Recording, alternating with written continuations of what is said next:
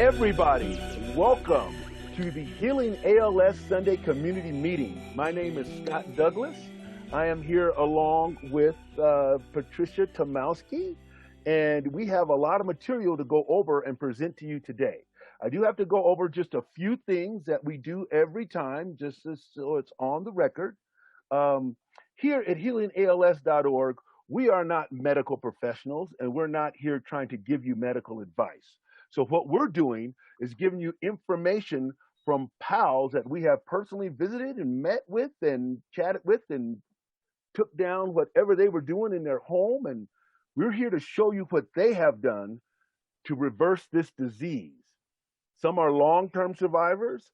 Some are fairly recent diagnosis of ALS, and they are able to turn this around, okay? Our goal is to reversals by 2022, and that'll include probably some of you in here in this group, okay? Also, it's important that you do your own research, because what resonates with you may not be resonating with your caregiver or loved one or family or relative. So make sure that you are a part of your own research. It is at least 60% mindset and only about 40% physical to do all of the detox and supplements and all of that. So your mindset is very important to make sure that you keep that in the forefront. Meditation, prayer, etc. Your mindset is very important. Also, make sure that you're having fun as you do this. Stay positive. When your cells are in a receptive mode of being positive and joyful, they actually take in more nutrients than they would otherwise being in a fight or flight defensive mode. It's very, very important. So today we are in week 21 of our 26-week course and week number 4 of our boot camp, where we're getting down to the nitty-gritty of what is going on with how to turn this disease around. Okay, so I'm going to go over a little bit before we introduce Lisa. This is sort of, we at healingals.org want to support your healing ALS reversal journey or your healing journey in any way we possibly can. And it starts with step 1 is attending these Sunday meetings, because they give you a lot of information, a lot of support. We are in the process right now of step 2, which is boot camp. Once you finish this week, you will, if you've watched all 4, if you have not watched all 4, make sure you look at the recordings. You will be on healingals.org. Give me a week, please, because I totally forgot to do this until this morning. I realized I hadn't done it yet. I'll give you instructions on how to join the Healing ALS WhatsApp group. So that will be in by next Sunday. Then in February, we're going to do advanced boot camp. And then you will be eligible after advanced boot camp to be in a mastermind support group, which is really cool. It's a way to support, get support from other pals, other people who are going through this at the same time as you. We're hoping to start a caregiver support group also. And it'll be a small group of probably 6 to 9 people. So it'll be very small, and you guys will be able to support each other once a week. And then from those masterminds, we are going to actually get people for the ALS reversal study. So just it's long-term, that won't be till late spring. I want to thank again our volunteers. None of this would be possible without all of these people volunteering. So I wrote special thanks. Actually, this week is not Julie and Kathy, but it's actually Julie, Cora, and also Corin, and also, of course, Lisa Manchester. So I apologize. I kept that slide from last week. I forgot to update it. But all of these people are volunteering. It's the coolest thing. And we learn as much from you guys as you learn from us. It's incredible. And you all learn from each other, which is just an amazing community. So this week is part 4 of boot camp. So it's how to do your own research and how to find and work with medical professionals. And what I'm super excited about, and I'm going to play a quick video for you. This is Dr. Bruce Lipton, and he explains what he would do. It's 3 minutes, but Scott really thought it was good, and I agree. I think it's a good thing. Do you believe your doctor when they diagnose you? So we met him in Las Vegas and did a quick interview with him. So you start having balance issues, having a little trouble walking, you have a little trouble swallowing, your voice is getting slurred, and you're diagnosed with ALS, and the doctor tells you you have 2 to 5 years to live. What would you do? The first thing is this: I would stop listening to the doctor for a very simple reason. In the first years of our lives, almost all people are programmed with the belief that when they're sick, they have to go to the doctor. Mommy's sick, she goes to the doctor. Daddy's sick, he goes to the doctor. You're sick, you have to go to the doctor. I say this is a programmable period of a child's life. I say, what is the program at this moment? The program is you're not in charge of your health. The doctor is in charge of your health. I say, what is the relevance of that? Then you recognize you're not a professional, they're the professional. Their words become truth. So whatever their diagnosis is not a suggestion. It becomes a truth to the recipient of that belief. And then the function of the mind is to take the belief and turn it into reality. So this is the unfortunate part of a diagnosis, is when you have been programmed to buy truth from someone else and they give you a negative truth. That's called the nocebo effect. The nocebo effect can cause every illness and disease on this planet. So the relevance is this: if you first start off with you're in a hole and you'll never get out of the hole and you're done and finished, well, then that belief is that's terminal belief at that moment. The idea is there's ways out, there are options, there are other things to do, there are belief change modifications. Things like that can influence all the genes in your body. But if you have bought a program, and that is what the program is, you are now committed to fulfilling the diagnosis. This is how a doctor can say, well, the person's going to die in 3 months, and they die in 3 months, and they go, yeah, I knew that. I say, how'd you know that? And so, you actually created the 3 months. That's how it happened. So the most important thing is this, is that we have been programmed to accept the professional belief over your belief, because you're not the professional. That's what we learn when we're young. And if a professional gives you a belief, whether it's positive or negative, that belief will be really a program that you will follow right afterwards. So the ALS diagnosis is not a very positive diagnosis in any sense of the word. And the problem is it actually will exacerbate things because it's called the nocebo effect. And the nocebo effect is the consequence of a negative belief versus the placebo effect, which is the consequence of a positive belief. They're both equally powerful. So as much as placebo can heal, nocebo can kill, okay? And so the first thing is this: that belief system is a limitation and an end as soon as you buy the story. So the first thing is you got to get out of that, or you can never go around this problem. You can start to go around this problem by changing your own belief issues and starting to be empowered by people around you who will share a common belief in that. So next week, by the way, is what is LEAP? Is it safe?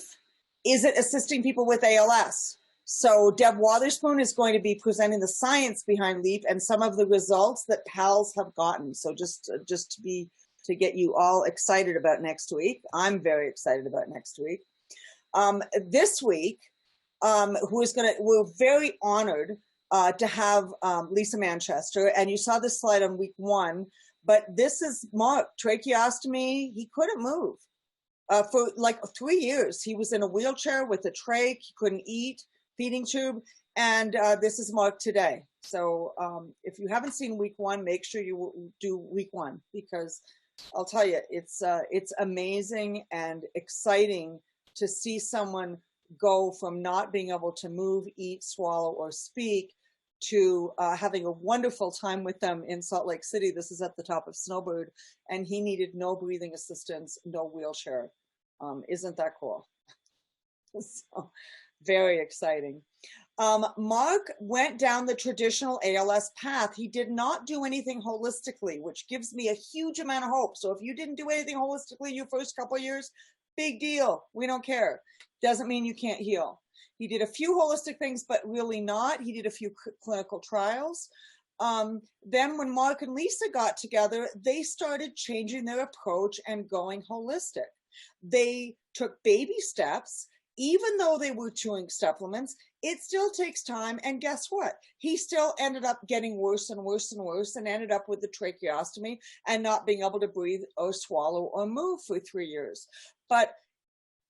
And again, that doesn't mean, it just means it takes time. It makes time to rebuild your body, rebuild your immune system, your gut, detox. It takes time. So Mark and Lisa Manchester have started the Manchester Project. They've given away thousands of canisters of LEAP to pals so that pals can try it. The Manchester Project has supported us in doing these Sunday webinars. They have helped with fundraisers, for a lot of other pals, sponsored a van. They sponsored an event which all the proceeds went to buying this van for pals who couldn't afford it. They are amazing people. They did 2 types of fundraisers. One was for everybody in ALS, other ALS people. They also did other fundraisers for Mark's Madness. So Mark's Madness raised funds for Mark's medical expenses because they couldn't cover everything. They did a lot of, things. The house had to be, wheelchair accessible, just a lot of things that they've had to do that came out of fundraising. And Mark and Lisa spend many hours each week supporting pals. So they are angels, just like Kim and Kate Cherry are angels. I feel like we've got angels. We're so lucky to have them. What amazes me about Lisa, which some of you know from June, I think we did a webinar on fun. She was gone 3 to 4 days at a time, and she still managed to organize full-time care for Mark when she was gone, which is incredible. So, she taught people how to use a respirator, all that stuff. Really amazing. How to take care of his tube, how to take him to anything. The bathroom, everything. So, but she has several licenses. She became interested in holistic medicine in 2004. And she got her soul, she became a soul specialist in 2012. And in 2013, she started becoming a certified natural health practitioner. So she's really a great person to give this talk today. And Lisa, it's all yours. Oh. Welcome, everybody. I'm here just to kind of share and tell our story so you can have ideas of what's going to take place or how to do your own research. It's not easy, but it is something that you are empowered to do. And I thought it was just another way of me kind of checking out to where it was a challenge. We got to do this research. So otherwise we won't know.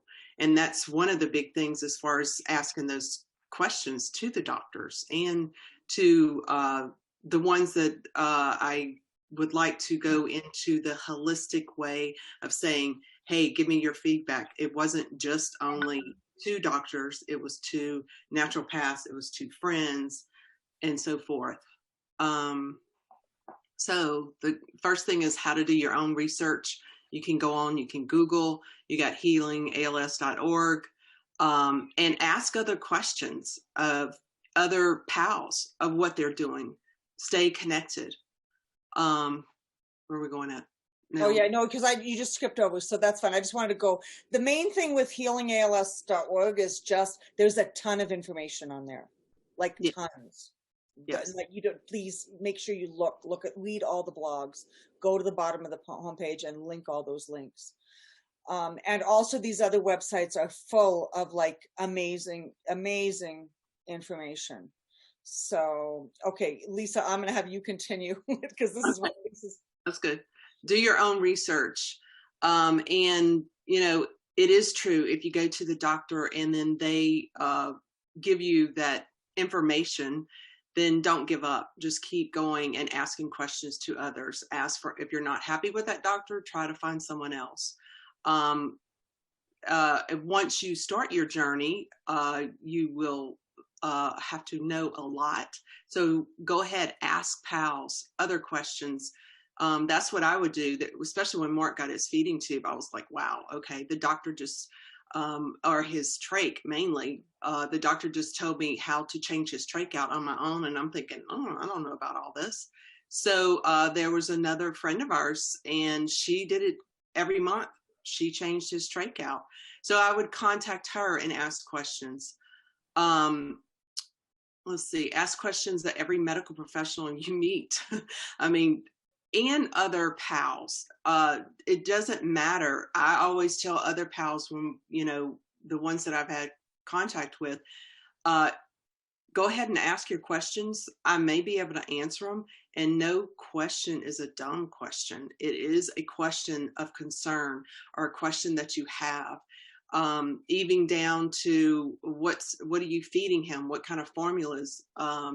So to me, asking questions, taking notes and absorbing it all, and then going back to your notes if necessary, and saying, oh no, I don't really get that. Let me ask more questions. I'm all about the questions. Picking their brains, that's a good one. That's kind of what I did when I was having trouble stepping up to the plate to change that trach out. It's not just the trach. The intercannulars was like a concern too, of, you know, am I doing this right? Is it clean enough? You know, any type of questions I have, I would just ask. Be proactive on positive online with community.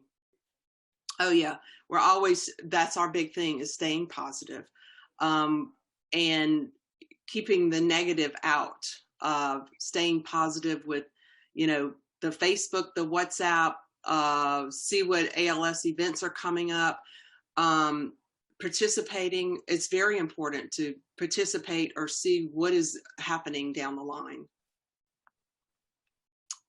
Research online, ongoing. Yes, we do research online, whether it's just a Google research or this other one, DuckDuckGo, is another search engine that you will find a lot of different results, a different avenue of comparing it to Google. And then ask questions to your doctors and so forth of things to research, like natural cures liver, natural treatment, the detox, heavy metal detox, healing the gut, anything in accordance to the supplements for ALS, the Parkinson's, the Alzheimer's. Lifeextension.com has some basic descriptions of supplements for ALS, and it may be something that you've heard of or something that you haven't heard of. So it's just a matter of getting in there and then taking your notes. It's kind of like building your own itinerary of where am I going on this trip. So it's an itinerary of where I'm going on this healing trip, I guess you could say. And working it out as to, do we go this route, take this road, or are we going to have to back up and start all over again? Other books, let's see. Eric is Winning by Eric Edney. Grain Brain, that's a really good one too. The Fix by Dr. Caldwell for supplements. It's not just for supplements, but that's a very good book. That's one of my go-tos. Magnesium Miracle is another good one. And then the books that were mentioned in Bootcamp week 3. Okay.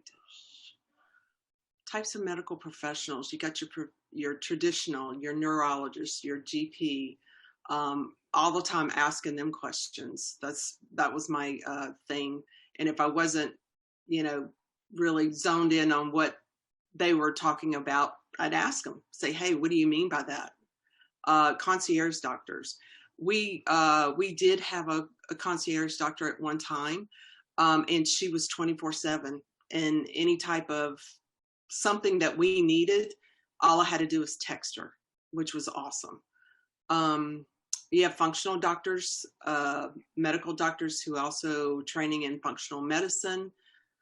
Let's see, it says buyer beware. Some of you have one course of a functional medicine, other years of training and experience. You want the latter. Can prescribe drugs and holistic meds. I'm not exactly sure what that one's about, Tish, if you can zone in on that Yeah, one. that's fine. So I think the main thing is not all functional medical doctors are created equal. Some of them have just started practicing. Some of them have just taken one functional medicine course and they call themselves a functional medical doctor.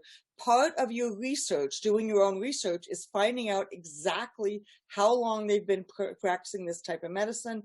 You don't necessarily need someone with ALS, but look at they maybe have they dealt with any other neurological diseases like Alzheimer's and Parkinson's and MS. So it's just the big thing with this is that a functional medicine prescriber can prescribe drugs. So in other words, if you need IV glutathione, if you need DMSA for a challenge test, you need a functional doctor. You can't go to a naturopath. Most of them are not allowed to do that. If you need an IV treatment like a vitamin C, Myers cocktail, you're going to need a functional MD. Usually the naturopaths cannot do IV treatments. It depends on the state.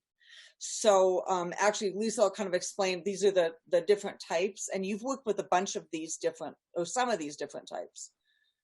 Yeah, we really didn't work with a functional MD, but what the testing that we had done, because we were with the concierge doctor also,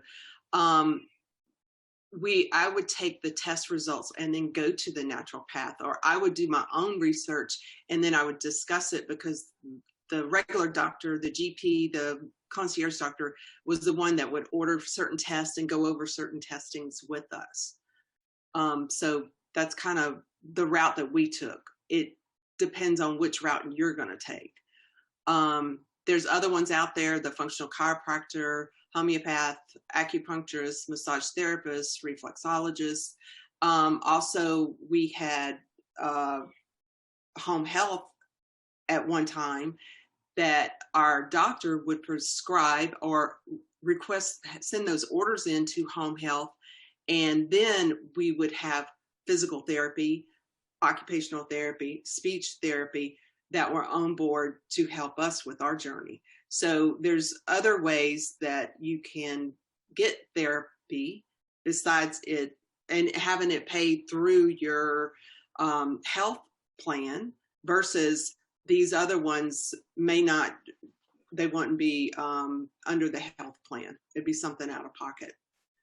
So I kind of went back and forth as to what I could get my doctor to help us with, but also use it in a natural, holistic way, I guess you could say.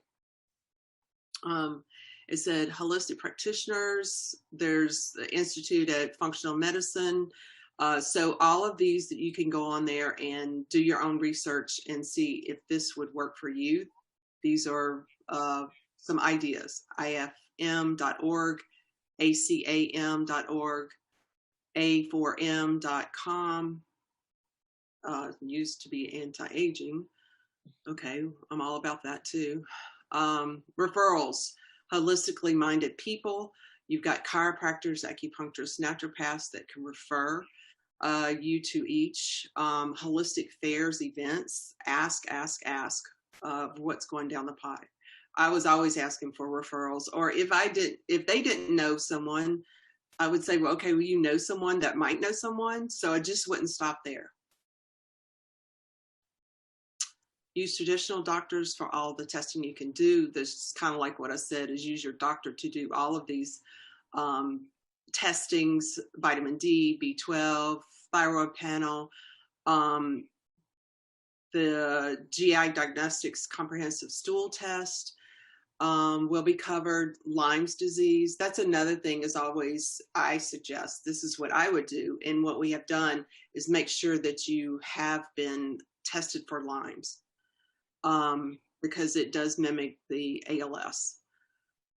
Use traditional doctors for necessary prescriptions. Yes, like Kate's Farms, PT and OT, usually covered by a well-written prescription. Also use them to help you find if you need some sort of home, and I mentioned that, home health, to have aides come in, or the PT, OT. At one point, we did go to like speech, PT, OT.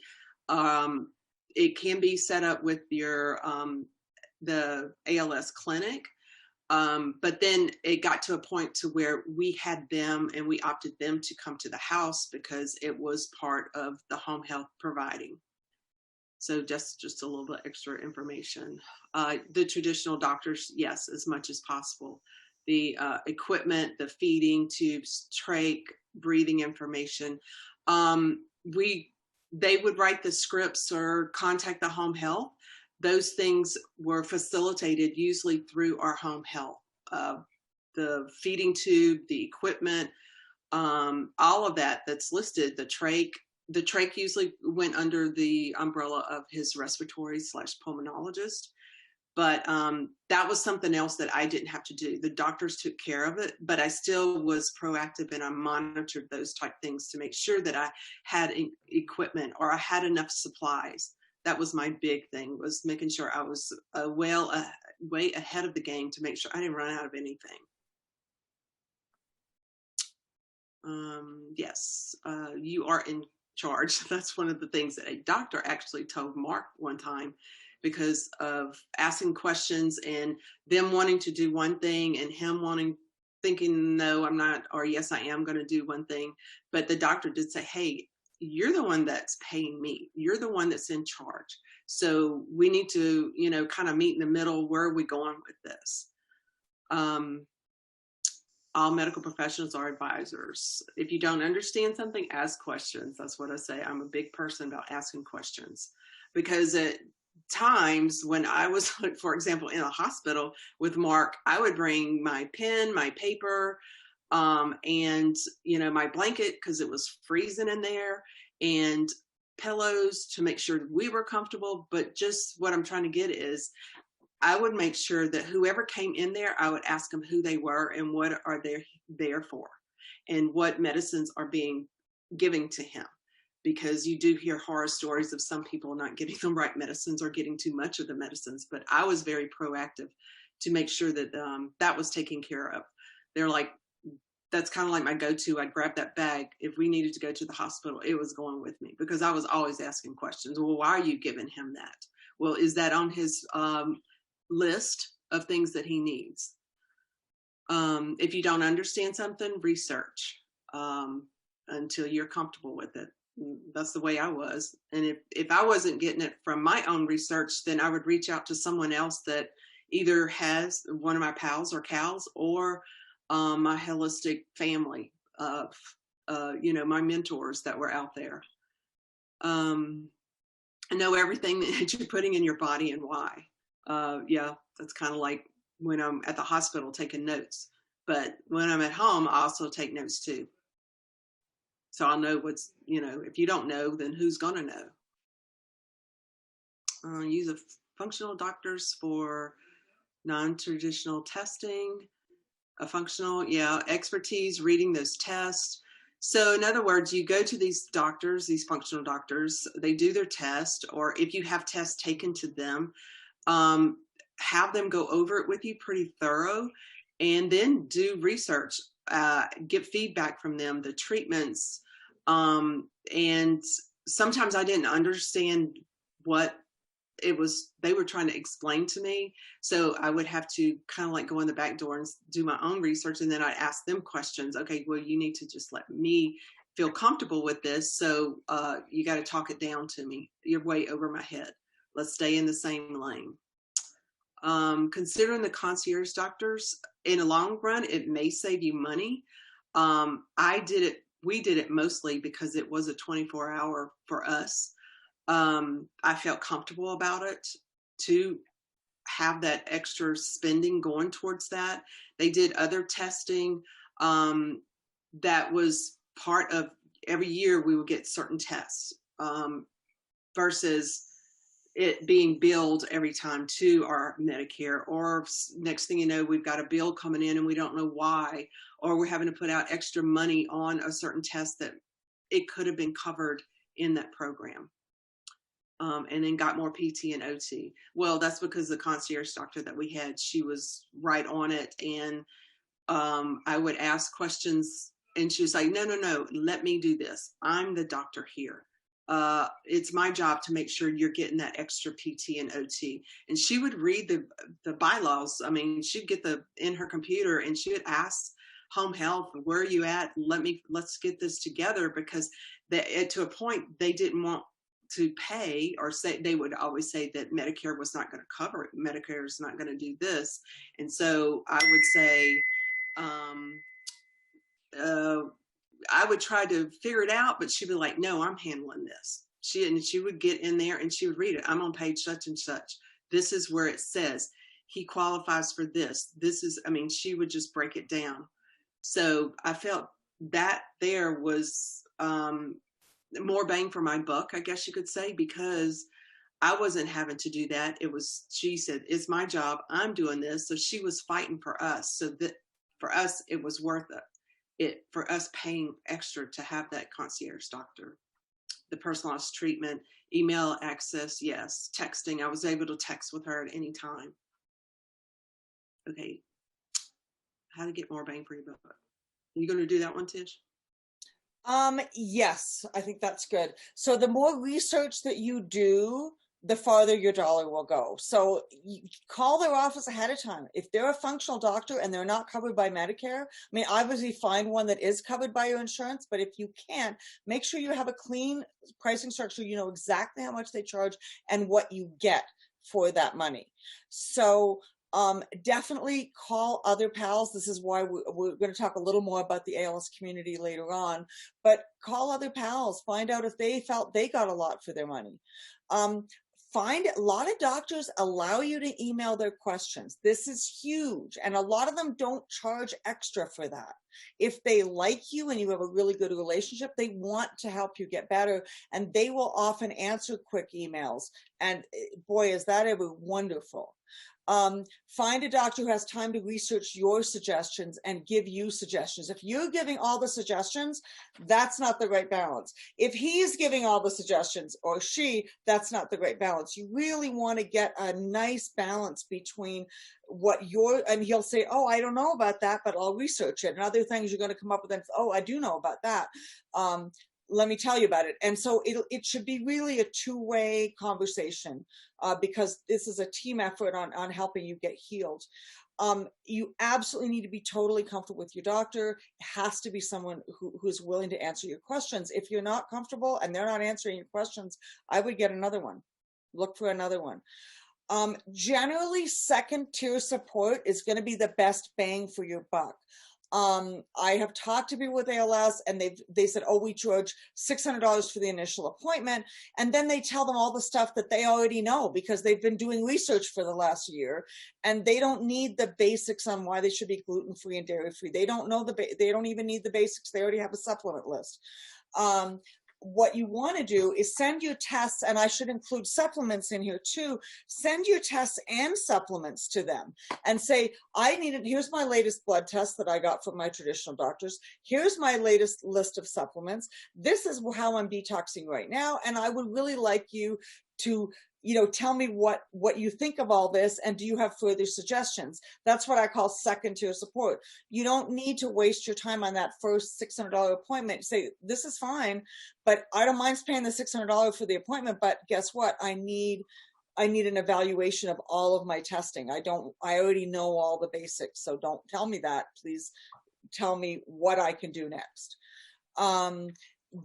Feel free to move on to other doctors. Once you've kind of gotten everything you can from one, don't be afraid to go to a second one, either before you leave the first one or after. You know what I mean? You usually kind of hang on to the first one in case you don't like the second one, but don't be afraid to go to more than one. Some of them are phenomenal at supplements, but lousy at detox. They're really good at diet, and the others are phenomenal at detox and gut, but they're not really good at like liver. I don't know. Just the main thing is to evaluate them and use them for what they're really strong in. Hormones. There's some doctors that are amazing on hormones, others that are great on everything else, but lousy on hormones. So again, and I just repeat this again, everything you can possibly get diagnostically and prescriptions, use your traditional doctors because they're covered under your insurance. And the save the functional doctors for higher level treatment advice, supplements, things like that. Okay. this is on clinicaltrials.gov, and I'm gonna give you a few things, and then Lisa's going to pick up, because Mark did a few of these. So I don't know whether you want to do this one, or you could do this, because you guys have been through some clinical trials. Well, the main thing is do your research, of course. Evaluate the pros and cons. Some of the trials, they have their own guidelines, I guess you could say, of what they want from the PAL to do and not to do. So, you know, just ask a lot of questions, get the answers, go through it thoroughly, understand everything. Also, especially because some of the trials, you may be on your own journey and your own path and you want to do a trial, but some of them don't want you to be doing what you're doing.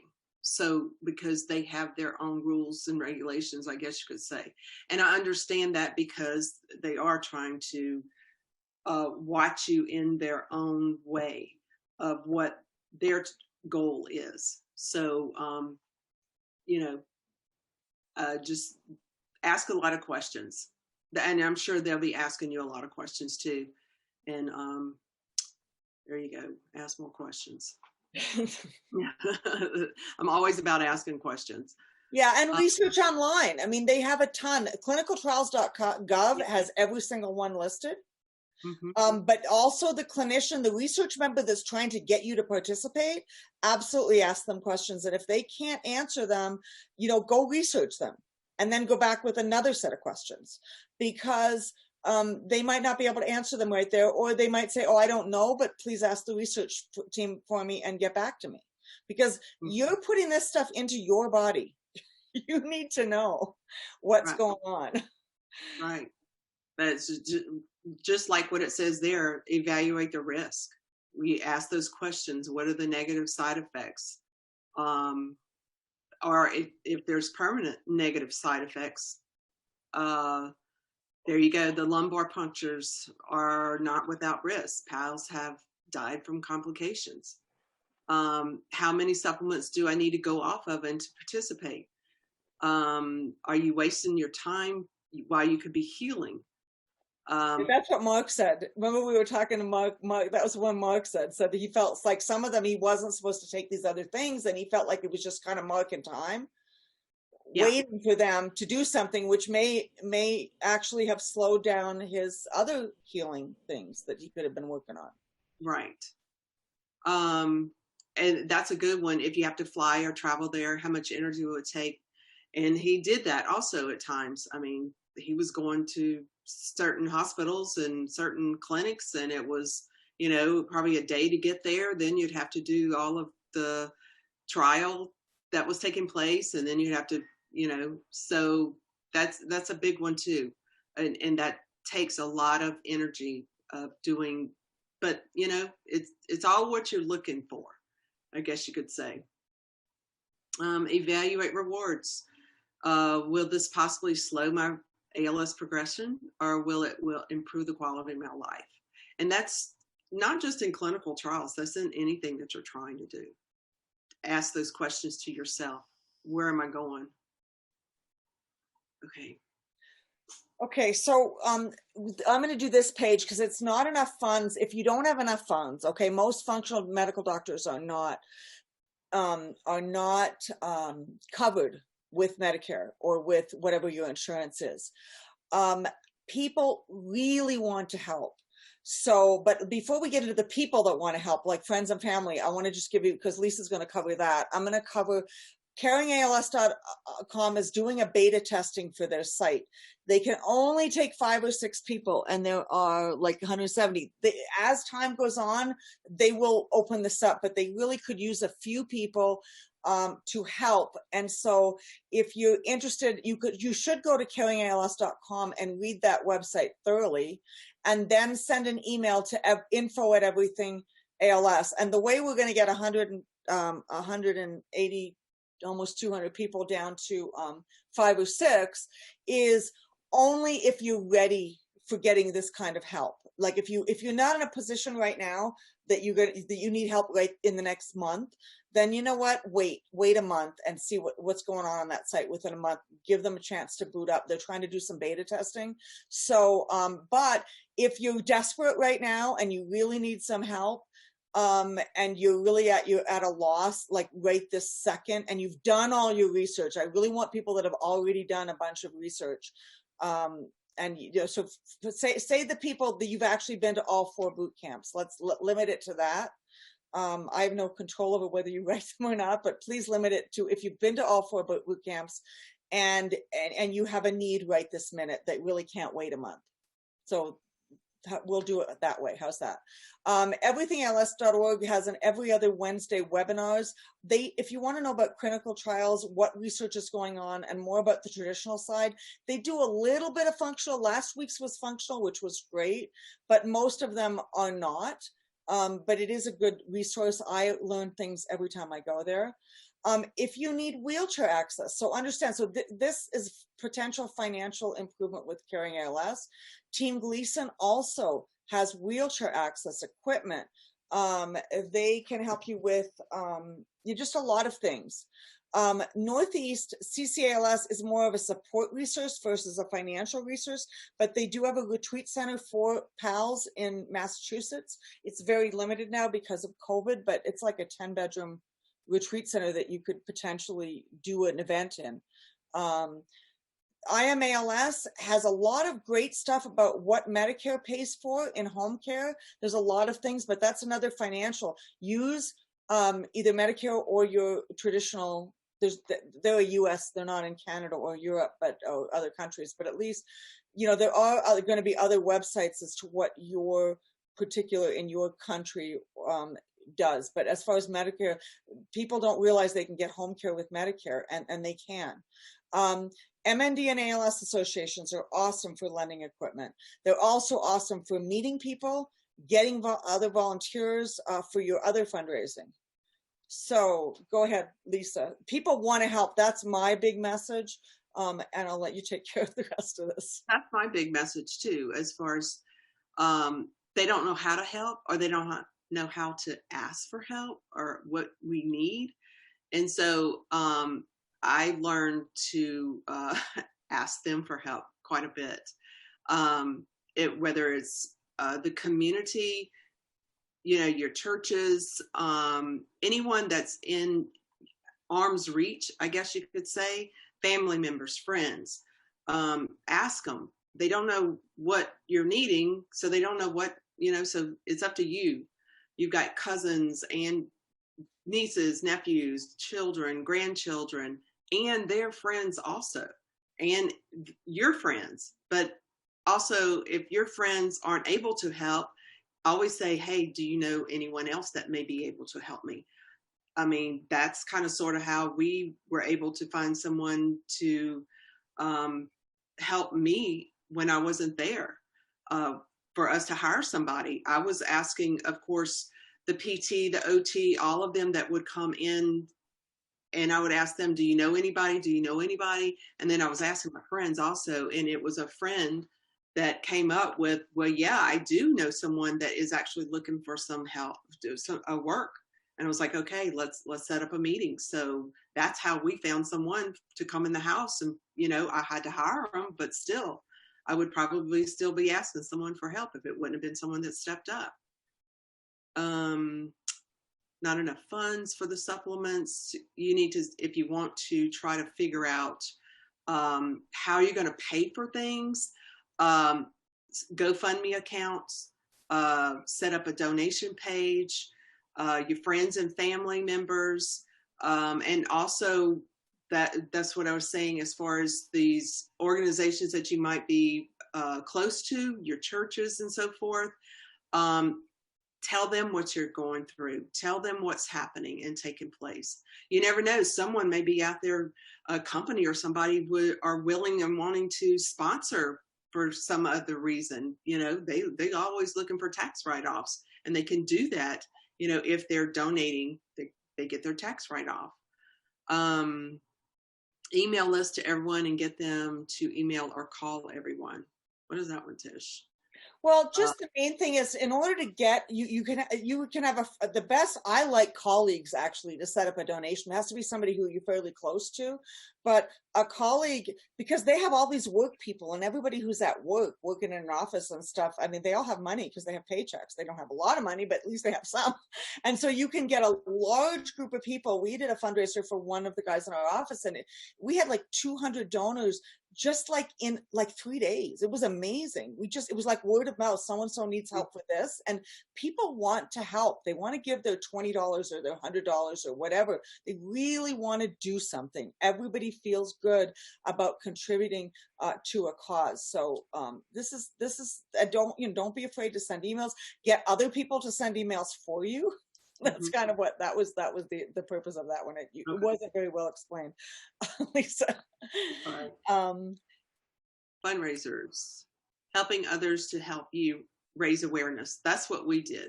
I mean, that was our big thing, is whenever we would go out, it was to raise awareness about ALS and to educate. So fun.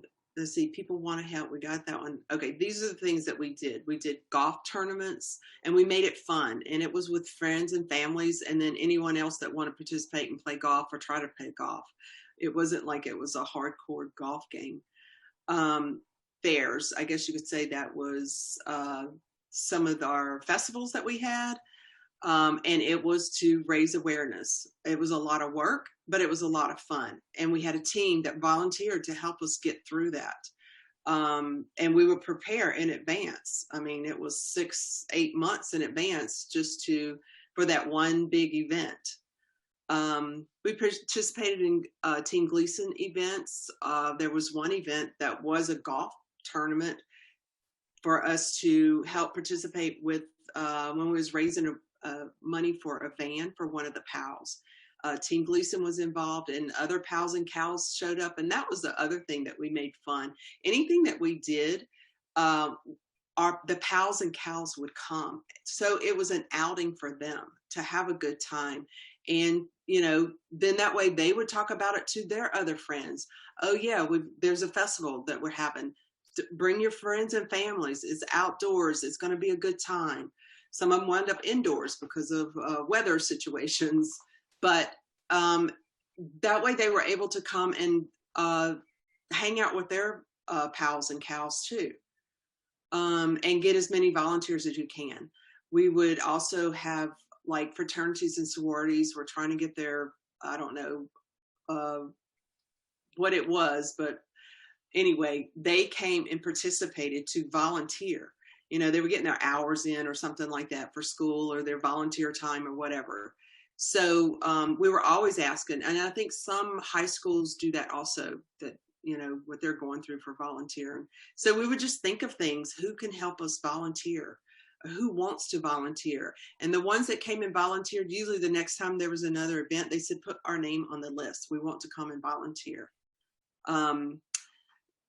Also with the musicians, we would work out programs with them, advertising for them, because if they showed up and we had t-shirts, their name, or we would also put banners up, that was advertisement for them. The t-shirts would have sponsors. Some people just donated, okay, here's some money, do what you have to do with it. And we would put their name on our t-shirts. We also had someone that was in the t-shirt business that was a friend of ours, and he says, hey, we'll work this out. So we had t-shirts we were actually able to sell. So that was another way of bringing funds in. And he was like, no, this is my donation to the cause. Vendors, some of the vendors, all we would have to do, like we did a jambalaya cook-off. They would come and supply that, and people that had to participate, it was the way we were able to raise some money with the jambalaya cook-off. So it was, we'd always get creative. Another one was painting in Pinot. I don't know if anyone's heard of that. And I did it for Mark's birthday. So they have a set amount that you have to pay to participate in painting in Pinot. And it was one person that was directing. We all had to paint the same picture, and we had to pay the same price. So part of those proceeds, they went to the Manchester Project or went to Mark's Madness. So, and it was something fun. And, you know, we had people that we didn't even know that showed up because it was a friend of ours that wanted to go and have a good time. So, all right, here we go. Finding local pals in your area who want to be active. That was the pals that wanted to come and help, or the cows, and they would bring other people around to be active with us by fundraising. You attract other pals. And that was huge for us because we kind of had our little close-knit pals and cows community. Besides going into different events of, like, we'd have doctor's visits and the pals and cows will be there. That's how we met them, or through other events. And next thing you know, we've got a whole nother group of pals and cows getting together for like lunch or for someone else's event or volunteering for, you know, their fundraiser or so forth. Let's see, events attract ALS family members, attend other, basically the same, volunteer or attend other of the pals and cows groups. So like if we did a fundraiser of a music festival, another one might be doing the painting and Pinot. So we would go to their event and they would go to our event. And then we would bring our volunteers to come and help and so forth. And it just kind of worked hand in hand. We would just try to be creative. And yes, it was a lot of work, but it was also a lot of fun. And that's where we would get together on Fridays, share of what was coming down the pipe, what was going along. And to this day, we still, even if we don't have events coming along, we still keep in touch, texting and so forth. And we have our own little get-togethers. Let's see. Oh yeah, Mark went and spoke at a college and ended up with the fraternity and sorority. That's where I got the fraternity and sorority volunteers, because he went and spoke at their college, and next thing you know, they're wanting to be a part of Mark's Madness. One leads to another. That's right. You never know. You always ask. If that one can't help, someone else may know of someone else that can help. And Mark did a skydive once, and he raised money actually for ALS TDI fundraising. So it was always a purpose of raising money or raising awareness through these events that we did. So whether it was ALS TDI, the Manchester Project, or, you know, the Team Gleason and so forth. So fundraising, it's huge. And like I said, if you don't know how to do it, have someone step up to the plate. Say, hey, this is what I need. This is what I'm going on. Do you know somebody that can help me? And have them handle everything. Handle that. That would be your volunteer right there. Yeah. So I think it's huge. And this is a picture, by the way, of Mark at a TV station. Right, he was interviewing for just to raise awareness. Was that for one of the fairs? Yeah, it was. Yeah, that was 2016, I think. I don't know. We did several of them, but yeah. And one of the events, it was a music event. So one of the guys that was going to be playing, he actually showed up with his guitar and brought us into the commercial and everything. And that's his brother in there too. And we were up at 3:30 in the morning. That's when we went and did the TV shows in the morning. It was like, we prepared. It was, like I said, it was a lot of work. We were up at 3:30 in the morning to be there for like a 10-15 minute hangout at the TV station. And then it was to go home and go to bed, basically, because we were tired after that. But it was free publicity. Yes. And the other thing too is Mark also volunteered for the ALS Association for a while. Because of the fact that he was volunteering for other organizations, you know, he got to go to DC twice. So a lot of times you get these unexpected benefits. That's not why you're volunteering. You're volunteering to help out. But often you get these unexpected benefits of, like, he got to travel to two years in a row. He got to travel to Washington, DC for the ALS conference, right? The ALS Research Conference. Yes. Yeah. So those things are really huge. So I think the conclusion is be creative. Lisa, thank you for giving so many ideas, because it's like this, just listen to all these, and I hope you're all writing down all of your ideas. And the best thing is, and Julie's going to speak for just a minute, she's going to say, get someone else to do it for you. Don't do it yourself. You guys have enough things on your plate. So Julie McDonough, if you don't mind coming on and just kind of sharing your story real quick. And I'm going to stop for a sec. About a year after I was diagnosed, I come from a big family. They came together and said, let's put a GoFundMe. At that time, I was researching getting stem cell and, starting to just do research on things that I wanted to do, as well as, supplements and things like that. So I left that in the hands of, and this is my tip with GoFundMe, is just like Tish mentioned, have somebody close to you, either a good friend or a colleague or a family member, set it up for you. And one of the keys that I would say, just being not as privy to social media. My sister is 15 years younger than me, and is a teacher, and so a high school teacher, and was very versed, because GoFundMe has a lot of social media reaches. It connects to Facebook, it connects to emails, and so the fundraising efforts were beyond my expectation, because it has legs. So you always think your inner circle. I could be chatty, and outspoken, but I'm kind of a private person when it comes to social media.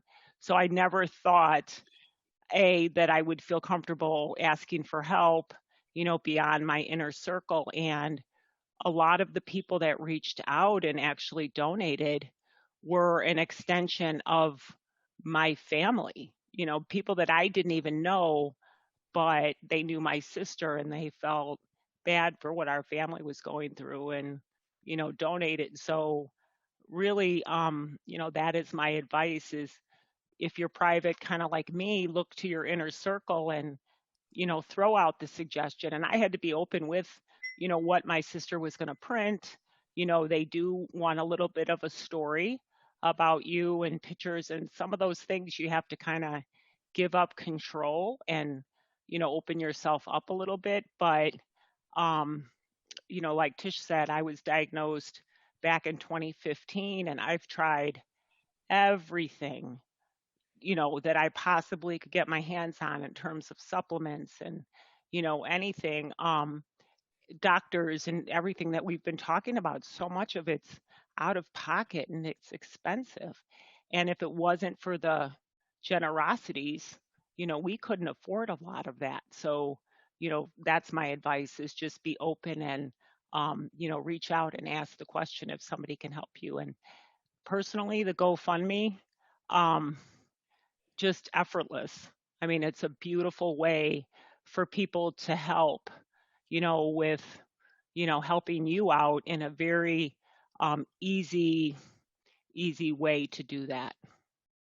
So that's it. Great. Thank you very much. Thanks, you, Julie.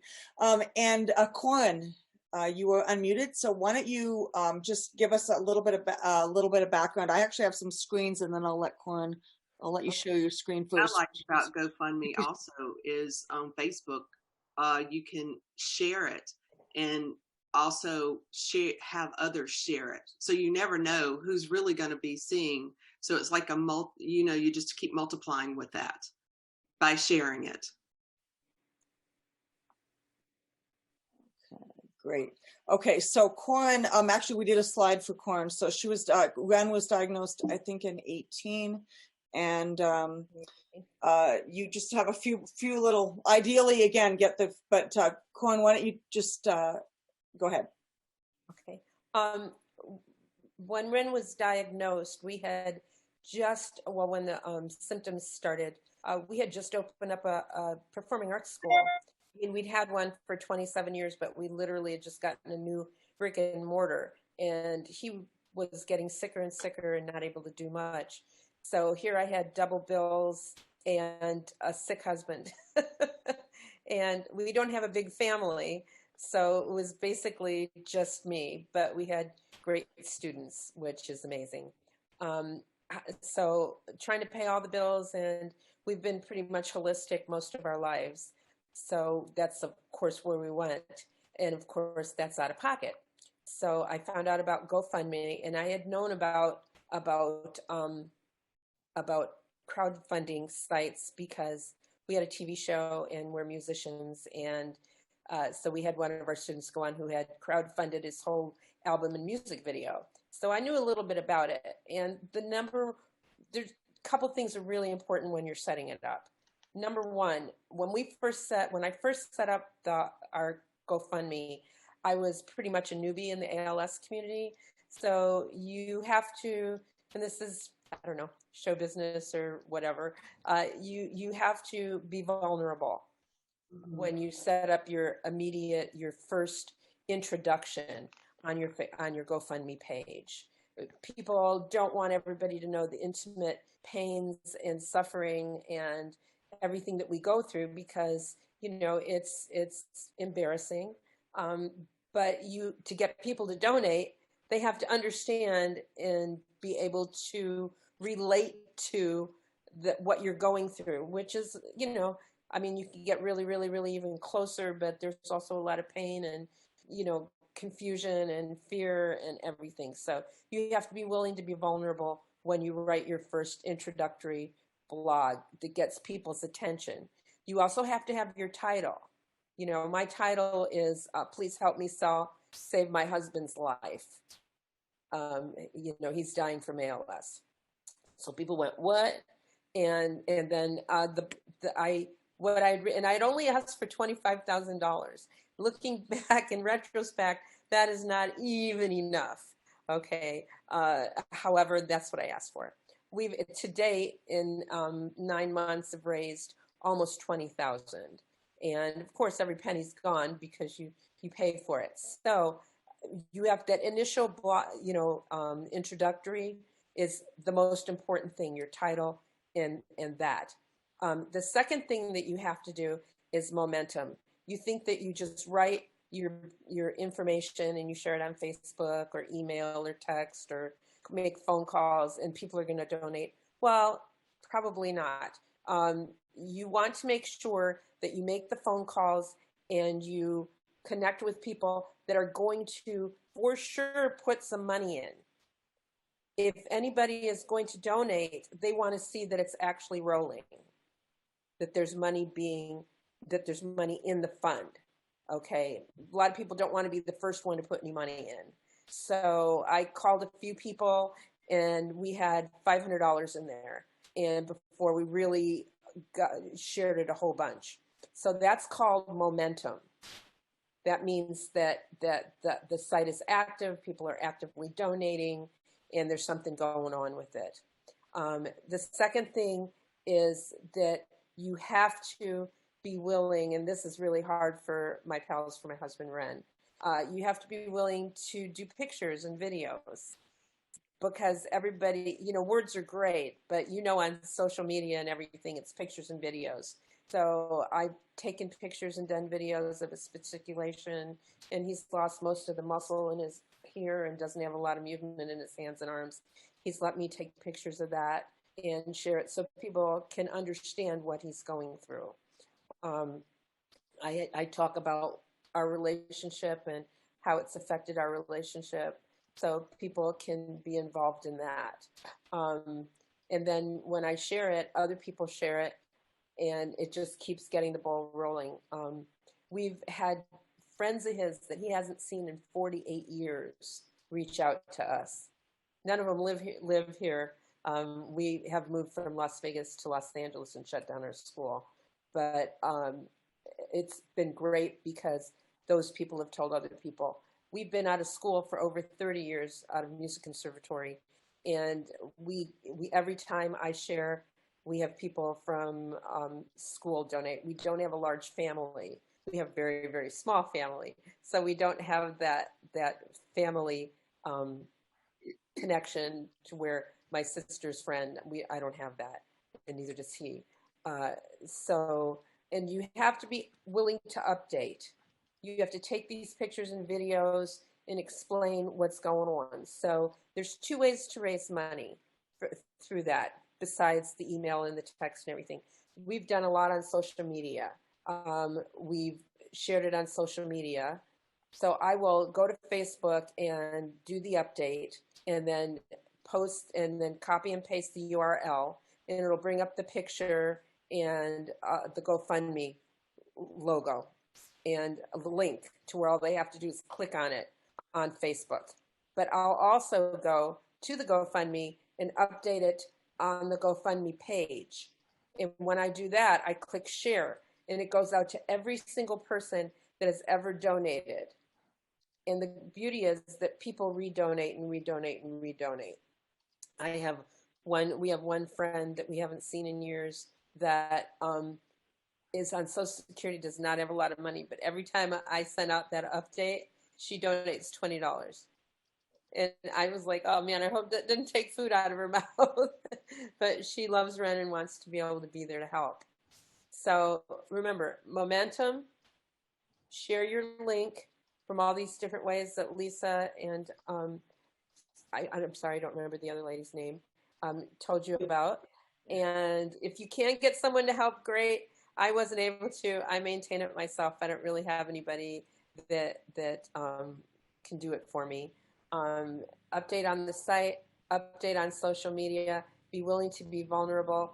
When you first set up the site, think bigger than you're thinking at the moment. If it's new for you, you're going to need a lot more money than you thought you were going to need, and be vulnerable. Okay, thank you, Corin. That was absolutely beautiful.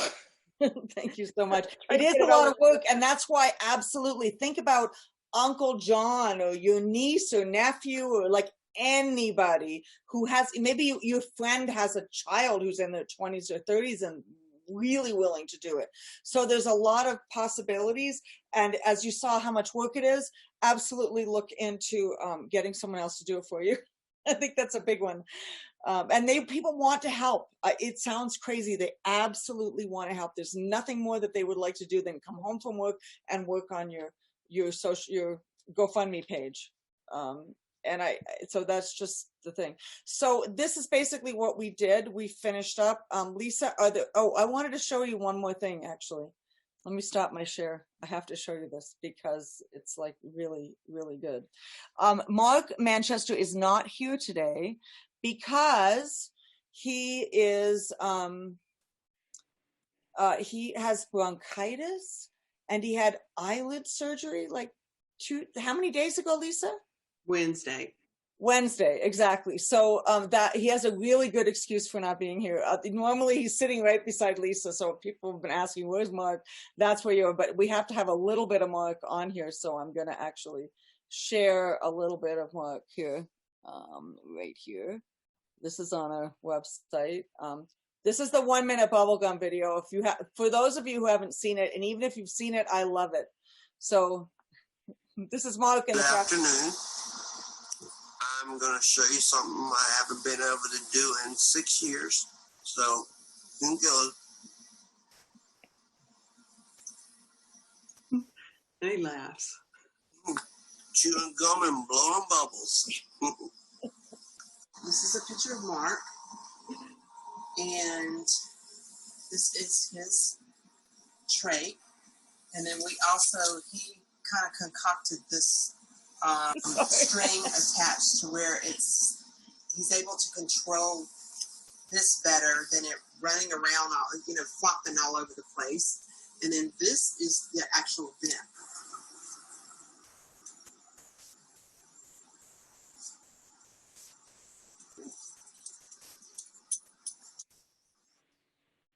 Thank you, Lisa. Thank you, Mark. And I think we are ready to do Q&A here. Yeah, so just the only thing is actually just that advanced boot camp is going to be in February.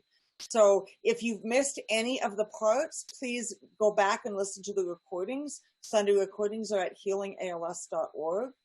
And then ask your questions in the chat. And go ahead, Julie and Marcel. I'm just gonna start with what I've been seeing, and based on the presentation, is especially for our friends that are across the pond, the term functional doctor. Can we just dive into that definition, just to explain to people either, comparing it, what a functional doctor is, maybe how to find if you're from England or another country and they don't use that terminology. So Sure, Lisa. functional is the same as holistic, the same as natural. It's just not a traditional medical doctor. It's someone who has studied supplements and detoxifications and alternative medical therapies. That's all a functional medical. Also called, it used to be called an alternative doctor, a complementary doctor, or a natural doctor or a holistic doctor. And they all mean the same thing. And then just to second that, and then I'll turn it over to Marcel, but the other questions that were coming up is then the term concierge doctor. Just wanted a little bit more clarity on that as well from folks in the chat. That's the one when you have a doctor that's like doesn't have as many. Mark's doctor had 4,500 patients, and she went down to like 400. So you don't know that when you go for your 10 o'clock visit, if you wait 5 minutes or longer, that's unusual. They basically have you wrapped up. They allocate that amount of time for you when you go to your doctor's office. And then it allows you to text, like if there's emergency or something, or, especially on the weekends or after hours and so forth like that. And they will text you back. It is basically almost like a one-on-one doctor. Right, and you have to pay for that. I think it's I was surprised it was so inexpensive. It was like $1,600 a year, which is like $140 a month. And I'm like, wow, that's actually for that extra $140 a month. Yeah. Boy, what a good deal that you can text and you've got that personalized service. So that's what it's a big thing now in the US, probably for about the past 10 years, maybe. What's the name of the website, Lisa? Maybe you could put that in the chat. I did. MDVIP. MDVIP.com or .org? .com. I'm not sure. I think it's .com, but yeah. You can Google it and see. Yeah, MDVIP.com. Thank you for sharing. I meant to put that on the slide and I forgot. So.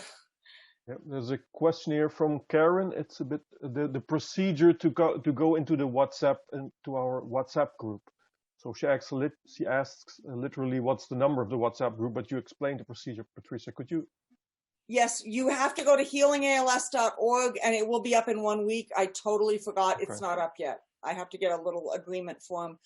In order to join the WhatsApp group, you need to agree that we're not medical professionals and we're not giving you medical advice and that kind of thing. So I will get that up within the week.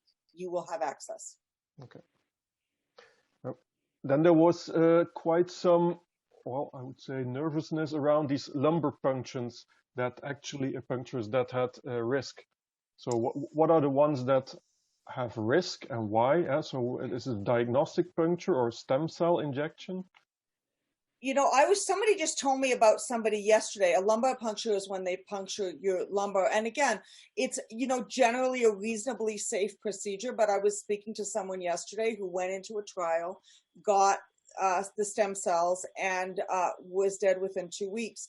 It just had a bad reaction to whatever. So I guess the point is it was an official clinical trial. And so just understand that these things are not without risk. You need to weigh the risks of them. When you puncture your spine, we have another person who got an infection from that and lost 20 pounds and could have died from it. Fortunately, she didn't, and she was able to regain the weight, but it's not completely without risk. I think that is really the point of any time you do an invasive surgery like that, the invasive procedure. And I'm not saying it's not worth the risk. There are people that have gone into those trials and said, wow, they've had great results with the trials. So you've got to weigh, it's buyer beware. You have to be careful. There have been some of those trials. Mark told me you had a trial where they stopped doing the trial because a couple of people died from it, and it was like a pill or something. I forgot what it was, but it was some medicine that they actually stopped the trial on. So, you know, it was some oral. I would like to mention that we did some work. We interviewed Dr. David Steenblock down in Mission Viejo, California. And he also does the lumbar puncture stem cell in the back. But he did say that it was very risky. Well, he didn't say very, but it was with risk. And he mentioned that you don't want the calcium in that spinal fluid. Calcium mixed into that spinal fluid is it can be detrimental to your health. And so definitely he himself, who actually does the lumbar punctures, did say it wasn't without risk. And I know people see in the chat, saw Connie's comment there in the chat. And it's pretty tough to see them go down within 10 months when they were in that trial. And at Neurone trial, you can have up to 4 lumbar punctures in that Neurone trial. But just more information, just wanted to give you. Yeah. Julie, please. I'm going to jump in. I'm going to go up by one because I think this ties in with functional doctors versus, you know, our university. Karen Ost talked about she was told that she had Lyme by a functional med Lyme specialist, but then the Mayo neurologist said no. So how does she find out if she does? Tish, did you want to take that testing piece? I have an example of it as well. Well, why don't you go if you have something, go ahead. Yeah, so I had read about the you know, effects of Lyme, finding out if you have Lyme, you know, after being diagnosed with ALS. I'm sure most of us have read about that correlation. So I wanted to get Lyme tested, and I was being seen for ALS at a university hospital in the major city where I live, Chicago, at Northwestern. I went and got a Lyme test through Northwestern University, and it came up negative. Later, I was seeing a functional doctor, and he tested me for Lyme, and the test was sent was the Western blot test, and I indeed showed up positive. So that's an example of the testing, that basic baseline testing that they do at the university level can really show a lot of you know, false negatives, as they say, because it's just a baseline blood test of yay or nay. And you really, for Lyme testing, that you most of the time can really only get through a holistic / functional doctor, need to get the Western blot test to really thoroughly examine if you have Lyme. Great answer. We have a very interesting question here from Melissa and Russ Thompson. Is there a place? Marcel, before you ask that question, I want to just do a little follow-up on the Lyme, because look, Lyme antibiotics is not necessarily the best way to do Lyme. If you just got bit by a tick and it's a brand new infection, absolutely, antibiotics is the way to go. But if that Lyme's been in your body for years, there are tinctures, there are other things that you can do that is much less, you know, we've just found a lot of people go on antibiotics for Lyme, and it really doesn't help. It tends to help it sequester away, and then the Lyme just comes back stronger. So it's not always the best. You need to research. I think that's the main thing. Don't just automatically go on antibiotics. Please research before you decide. There you go, Marcel. Thank you. Yeah, question for you, Patricia. From Melissa, is there a place to go and talk about these meetings we watch on Sundays here? It would be nice to stay connected to others.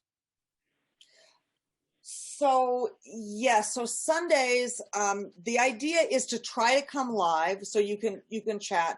We are going to get, we're going to do a little more chatting in January. We're going to try some experiments actually in the early year of maybe doing a smaller presentation and longer time for you guys to share with each other. The mastermind groups will be available in March. We might start 1 or 2 groups in January, February for the people that have done a lot of holistic things already, even before Advanced Bootcamp. We have 2 people, and Marcel, you're a member of one of those. Actually, we picked them out of our volunteer groups. So our pilots, why don't you tell them a little bit about the mastermind? Yeah, indeed, the mastermind program, as you mentioned in the beginning of the session, is 6 to 10 people, so we are with 9. And indeed, everybody is sharing a little bit their protocol, what they're doing, what are their questions. And it is indeed, as Patricia said, it's very important that everybody already has a really, really basic level or already a good level of knowledge and already knows. And so you're helping each other. So. And also it's also a little bit, it's not without any, so you also give commitments. So you would say, okay, this is my problem. For example, let's say I have problems with B12. Okay, then I need to analyze the B12, and then you really get a commitment in 2 or 3 weeks. You're going to tell about what you researched, and so we can discuss again. So it's also to keep each other sharp, I would say, and not lazy. So we're very excited about these groups. The 2 groups that are there, I think, are going really well. People are getting a lot out of it, and our ideal is our entire audience will get into one of these nice small group sessions to be able to share. In the meantime, we're stuck until we get, and we want to kind of get people through advanced boot camp. We might start maybe one more before we finish the advanced boot camp, because the idea is, if you've gone through advanced boot camp, then guess what? Your knowledge level is really up there. So that's what we want. We want knowledgeable people that have already done the basics, sharing things. And Brian, just raise your hand if you had anything else to add to that, so Tish can actually bring you up to the top. If you had anything to add, just raise your hand if you do. Yeah, so Brian, as our volunteer who's running these masterminds, would not be working without Brian. He's our volunteer mastermind coordinator. And so our goal actually to have at least 100 pals by this time next year, by November of 2021, to have at least 10 of these groups going, at least 100 pals in these groups. We have 18 pals in now, and we're hoping to get, more. I mean, 100, 200 even would be awesome. So it just give us a little time and we'll get there, is the answer to that question. Okay. Perfect. But definitely give private messages. If you guys are connecting with people right here, private message someone who looks like they might connect and talk to them like right now. Just give them a call and say, hey, can we touch base? Absolutely. So people that you see that are here and you think you might have something to share, absolutely. You can meet people through this Q&A section and afterwards our sharing section. I know that actually came up, and I can't go back to figure out who said it, but in terms of somebody had a question of how to connect, because Lisa was mentioning, meeting pals and meeting Cals, in her area with, her and Mark's journey. So somebody else in the chat had mentioned, patients like me, because you can do people that have signed up, you can do a demographic poll to see if, there are people in your area. Also, your ALS association, that whatever your university where you were originally diagnosed will have support groups. And I met somebody, through attending a couple of support groups, even though the support groups really didn't work for me because, as Dr. Joyce Brown had mentioned, they can be very negative and depressing. But I did meet a good friend that I had stayed in touch with.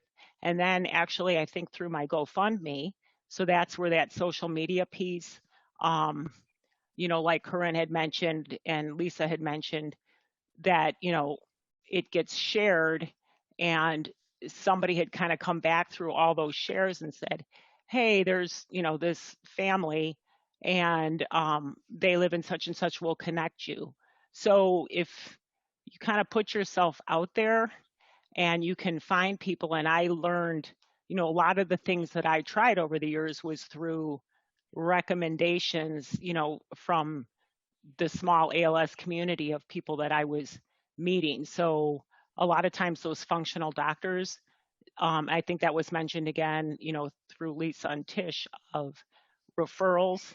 It's always nice to go into, a new doctor's setting and situation, based on a referral, as well as research. And someone did mention about, yes, it is hard to do that now because of COVID and not being able to. But once you get your community of pals that you want to be in contact with, we've got Zoom calls now. You know, yes, we can't have that as much of the physical part together, but at least, you know, and some people aren't or don't want to get out even before COVID. So now Zoom calls. So, you know, that's easier than what it used to be, I guess you could say. One from Karen here. Been going to a naturopath for about a year, and I will be seeing a functional doctor in 2 weeks. Can I see both, or will that be a problem? How do you see that, Patricia? I don't see it as a problem at all. Do you, Lisa? No. I mean, that's part of asking questions, and if you can compare notes, I guess you could say, of what this one's told me and what that one's told me. Yeah, and I think it's a great idea because you've been seeing this one for a year and you probably kind of used up all the good suggestions, and this new blood, it's like bringing in fresh blood. What do you think of this? What do you think of that? And I think it's a great idea because there are things that you can't remember everything. They have 400 patients, remember. You have one. Mm-hmm. So they've got 400 patients that they're rolling their brain around in, and they're not going to come up with all of the ideas. You're actually going to bring them probably more ideas than they're going to bring you. So, does that work? Yeah, he says hello. All right. Hi, Mark, from the other side. I can't see, okay. Okay, so I'm going to mute. Oh, one more question from Julie, and then I'm going to unmute everybody. Mute everybody, and they can unmute themselves. Go ahead. Any good questions for Robert Campbell is going to be starting to get his amalgams out and going to be seeing a functional medicine doctor for the mercury metal detox. Any good questions for them to ask the doctor? And just basic, like. I would definitely get one out at a time. Make sure you don't have, I mean, if you have zero reaction at all to the one, then absolutely consider getting a quadrant out, like two, maybe potentially two out the next time. But in general, start with one. Make sure you don't have a negative reaction, because what happens is, even though it's a holistic dentist, and they're taking all these precautions, if you go down, you let your body recover and then get the next one out, and then go down a little, let your body recover and get the next one out. So just, I would just caution, you know, better to be too cautious than too enthusiastic. Well, I just wanted to make a comment about getting the amalgams removed.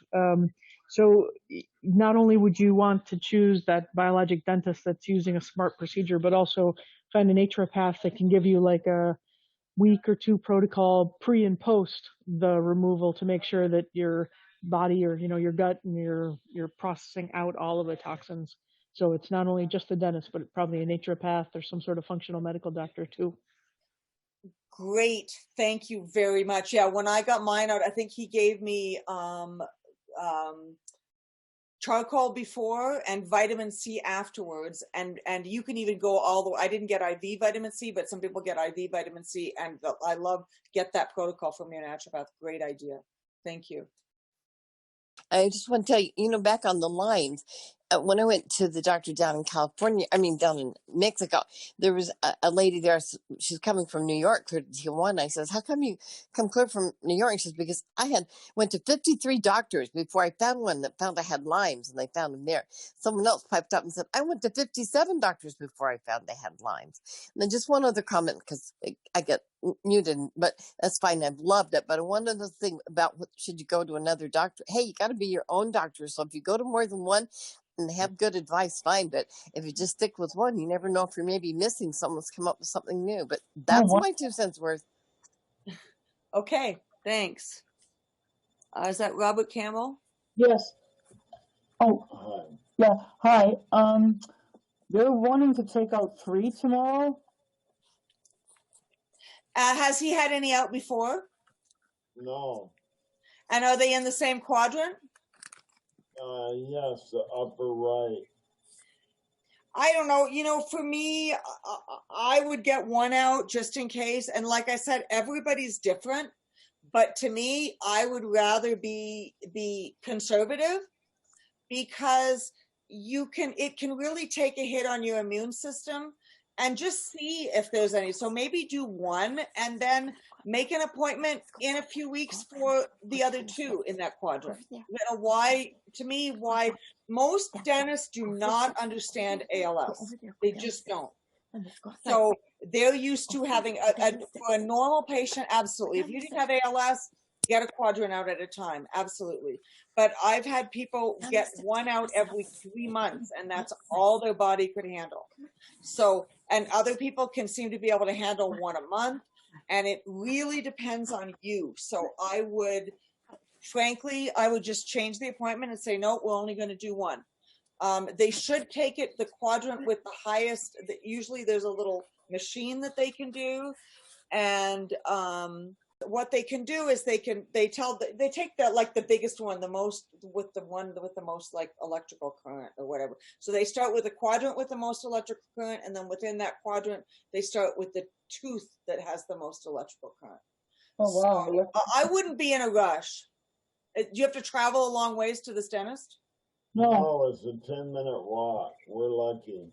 Okay, yeah, don't.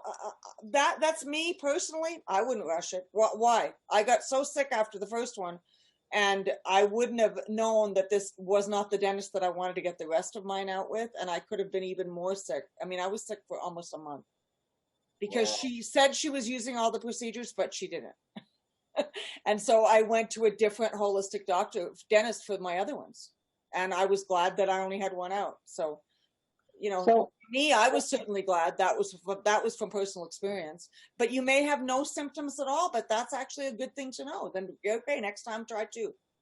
Okay. What should we do before? Because it is tomorrow.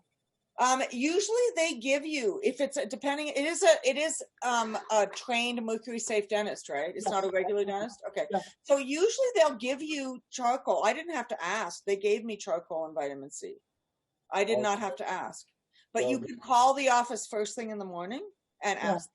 Because we have charcoal here at home and vitamin C. Oh, okay. So bring it with you. Yeah. And then if he doesn't have it, then you can take, at least that's what I did. I did the charcoal before and the vitamin C after. Right. That's great advice. Thank you. Okay. Thank you. Congratulations on getting your first filling out. I know. It's scary, but I have to do it, right? Look, I hate the dentist. Look, it took me almost 2 years to get all mine out. I just took my time. I wasn't in a big rush. Well, thank you again. Okay. Who else has their hand up? Her brain and her memory improved after she got the amalgams out. Wow. It's like over a period of time. And that yes, it really helped. Yeah, there's no question. Can't rush it, because if you take the hit, the opposite might occur. So just to let you know. And I want to share something. I started doing the Myers detox a few months ago, and I record notes on a little tape recorder. And before I started the Myers, my voice was so slurred like I had a few drinks. And now I put a note on there, and it's a lot clearer. And so I think there's a lot of good in all of these suggestions that we're getting, and I'm hoping the mercury being gone will even be a better note for me. Now that's what we've been talking about. Okay, that's exactly what we've been talking about over this period of time. Improve on that, and you concentrate on your own speech articulation. Okay. Yeah. It's the little things like that. And when you improve on that, before you know it, you're on the other side of that hump when you get that little improvement. You increase and build on that with the littlest things that you feel in your body. Okay, just wanted to say, sorry about that, Tish. Didn't mean to cut you off. Go right ahead. That's great. So he's referring to an IV Myers cocktail. It's a vitamin and mineral supplement. It's got a lot of V's in it. And a lot of people with ALS that are not absorbing nutrients in their gut find improvements when they start using the Myers cocktail, because it puts the nutrients directly into your bloodstream. And that's the advantage. Go look up Myers cocktail, research it if you don't know what it is. Okay. And thank you so much for that testimonial, Robert. That was great. And with that speech, Robert, still work on your breathing. Yeah. Work on your breathing along with the speech. But there's a lot more to talk about. We'll talk about that later. Sorry, I don't want to take up everybody's time. Go ahead. Thanks again. Okay. Anyone who has their hand raised, go ahead. Go ahead. Hi, this is Sadia. I'm sorry, I was having trouble with the Zoom app. It dropped me off, so I called in through the number. Is it okay? Can I talk, or somebody else's turn? I call. Okay. First of all, I just wanted to thank you guys so sincerely. My mother just got diagnosed about a month ago, and it felt like the world just turned upside down. But hearing you guys, and I found the Facebook group, now we have a hope, because it just felt like, we're going to lose our within like few months when we heard the doctor. But thank you so much for all you guys are doing. So I've been hearing all the, about the supplements and everything.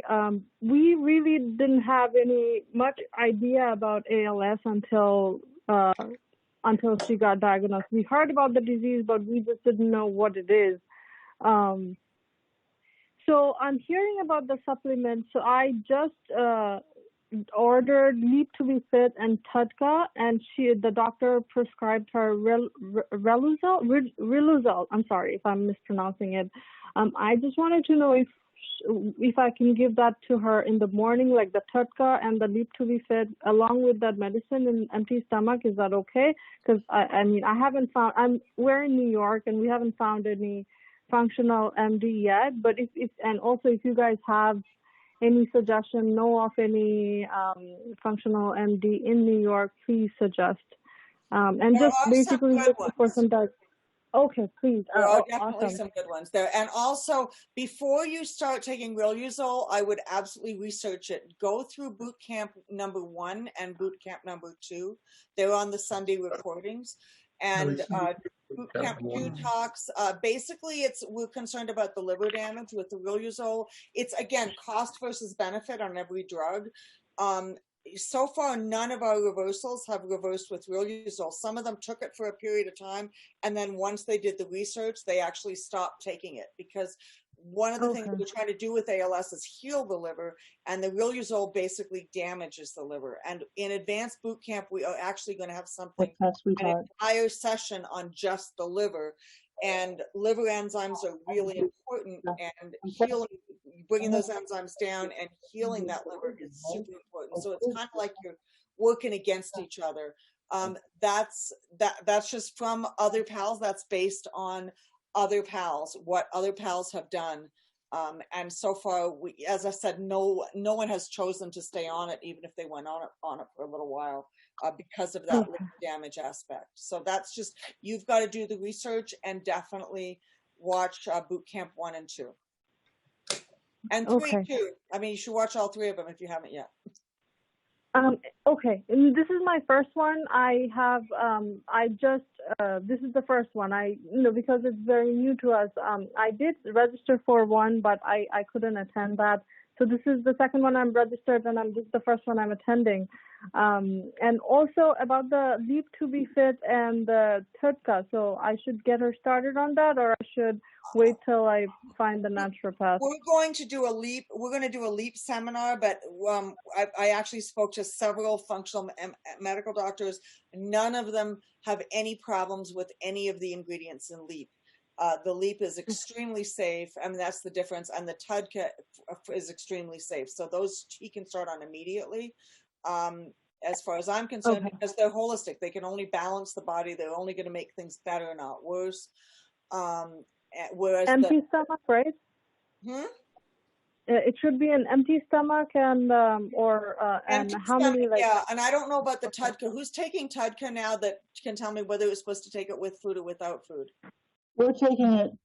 Vivek is taking Tudka, and it is after food. After food. So take the Leap first, wait a period of time, And I would do the L-serine. If you haven't ordered that, you can take that at the same time as the leap. Leap on empty stomach. Oh, L-serine is also an empty stomach, right? L-serine, yeah, you could take it at the same time as the leap. Yes, empty stomach. Yep. Okay. You just do the two together. Do everything together on those two. And once again, thank you so very much. All you guys are doing. I mean, like I said, the world felt like it turned upside down, but thanks to you guys, we have hope. Oh, Great. Thank you. Super happy. And then to see those recordings, you go to healingals.org. Okay. And click on Sunday recordings and look for Bootcamp 1, 2, and 3 and start there. Okay. Okay. Great. Okay. Thank you so much. And I'm looking forward to that WhatsApp group also. So hopefully, we all again. We want you to watch all 4 boot camps before you sign up. David Murray, if you're available. Thanks. Thank you again. Yes. No. Right. Thank you. We just got a couple of questions. So, but going back to dentists. So Dave, just before lockdown and coronavirus, Dave had most of his amalgams out, and some teeth out as well, because they said they found infection. But then they also put some implants in, and then listening to the dentist a few weeks ago, he said that actually you shouldn't put anything in at all. You should just leave it there. I mean, do you think he should have the implants out now they're in, or should we just leave them there? Or a biocompatibility test. There is two websites that have biocompatibility in it, and that way it's a $295 or something like that, and you have to. They can tell you whether the implant material, whether he's sensitive to it. So now that they're already in, frankly, check his sensitivity. If he's not sensitive to it, you could probably leave them. Okay, thank you. But again, check that. And are you in the UK? Yes. Yeah. Check on dental materials biocompatibility. You have to send a blood test, and I would imagine there would be someplace in the UK. The 2 resources I have are both in the US. Okay, that's great advice. Thank you. The other thing I was just going to ask is that Dave can't really leave the house now, so he can't go back and have his other amalgams out. He's not mobile enough, and it's quite far away from us. What do people do when they need to go to the dentist when they can't leave the home? And similarly, he was having IV, NAD, and various other things that were really helping, and we can't find anyone to come to our home and do that. We just can't find, it's not available on our health service. There don't seem to be any private nurses around. So what do you guys do over there? If there's anybody in the UK, do they have anybody they know who does that? Do you guys have, can you do a fundraiser for a wheelchair van so that he can get around in a van? Well, we have a wheelchair. Maybe. At the moment, he can't get out the house because the step is too difficult, and we're waiting for a ramp. So, that's step 1 is ramp. Yes, step 1, get a ramp. Absolutely. Good idea. You want to be able to go outside, right? Oh, yeah. I know. Well, I mean, we're doing everything we can, but we're not had a great time recently, and so we're just really working hard on everything. So all of a sudden, Dave can't get out really at the moment. That's a fun thing to do, though. We had a friend, actually, they did a ramp building day. Like literally, they had people come over and build the ramp. That may not be legal at the moment in the UK with the lockdown, but no. And then another person actually there was a volunteer that did it. It was amazing. They had to pay for the wood, and the volunteer paid for the ramp. So, and online there's also some metal. Depends on how big the step is. So, Lisa Manchester, does the Gleason Project only work in the United States, or do they also function in the UK to help them out with their situation? I think they're international. They are international? Just contact them and, I'm sure you can email them, Google it, and then I think I have a phone number. Hold on. That would be great because that's right up the alley where they're at, and Gleason would be able to help them out quite a bit. Right. Oh, great. 504-934-1037. I'll put it in the chat real quick, and then or Google it, and there might be like an info@teamgleason.org or something. Yeah, like that. I think it's on teamgleason.org somewhere. But I'll put this phone number in the chat. Great. Thank you so much. Oh, go ahead. Is that it? It's GLEASON. Wes and Susan? info@teamgleason.org. Hi, yes, we were wondering about how important the pH balance is, like alkaline, acidic. I love that question. What a great question. I think it's... Anybody want to answer that one? I think it can be quite important. We have people that Eric Edney told us it was extremely important, and he gets this little and he would check his pH every single morning. How do they check it with? We couldn't find strips. You can buy this pH tape. Eric? You can buy the pH sticks, or you can buy he got a really inexpensive one where you had this big long row of tape. He said it was so much cheaper than the sticks, but and you can either pee on it or spit on it. But what was really interesting is the very first time when they first tested, the very first time at home, he was at 5.9. You want to be 7.3 or above. He was at 5.9. It says you have a very serious disease, or you likely have a very serious disease. Yeah, you don't know the half of it. They just laughed at that one. It was hilarious. It was just a little bit that came literally, there's a chart that you go by, and we were looking at the chart, and that's a definite yes tried it for also. I'm sorry. It's we wouldn't try it for pH and alkali. Yeah, and use certain foods. Eric Edney has in book this, and you can look it up online too. Certain alkaline foods and acidic foods, and you really want to keep the alkaline more than the acidic. Certain things are super acidic, like coffee and meat. A lot of vegetables are usually mostly alkaline, so you rebalance your body, you're going to get that alkalinity, and you can sit at home. It's the best thing. And so, do you know the best way to get your pH and your alkali up? The very best way, is it only through food, or is there another? You can take a little baking soda with water. Okay. So you can do that, just a little tiny bit of baking soda and mix them with water. That helps bring up your pH. But you definitely want to do it in general with food, and then use the baking soda just like when you need it. If you're like a little bit low that day or whatever, you can add a little bit, because you can't be drinking baking soda all day. Something. No, you're right. In the morning. It's right back. And Wes and Susan, just don't buy the strip. Get the charts. The charts are very important. The list of foods. Oh, it comes with the chart. And the rate. Yes. Not some. Yes. Yeah. Excellent. Yeah. Perfect. Thank you. Enzymes also helps break down. Go ahead, Lisa. Hi, Lisa. Hey. Taking we talked on the phone. Enzymes, is very important because it helps break down the foods, especially the meats and the proteins. Is there any enzymes in the L-serine or Leave to Be Fit? It's a possibility. I don't know because I don't know his ratios, but that's not what we go by. From the get-go, Mark has always taken digestive enzymes. And that for a particular reason? Because it helps break down the proteases that are in it, helps break down the protein to where your body is able to rebuild cells. And you feel like his body wasn't doing that? It wasn't before. Okay.